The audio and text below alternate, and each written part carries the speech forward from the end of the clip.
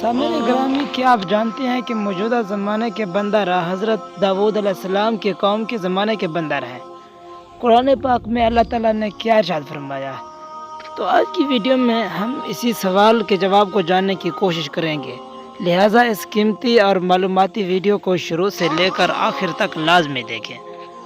سامعین گرامی، بہت سے لوگ اس حوالے میں اس بارے میں یہ متفق ہیں کہ جو موجودہ دور کے بندہ رہے حضرت داؤد علیہ السلام کی قوم کے زمانے کے بندہ رہے۔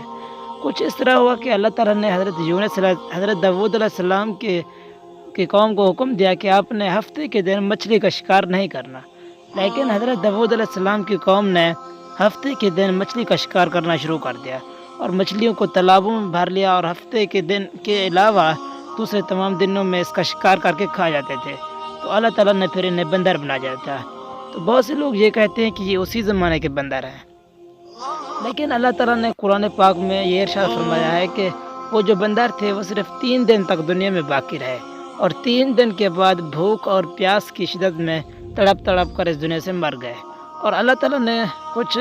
بندر زمین پر پیدا کیے تاکہ یہ آنے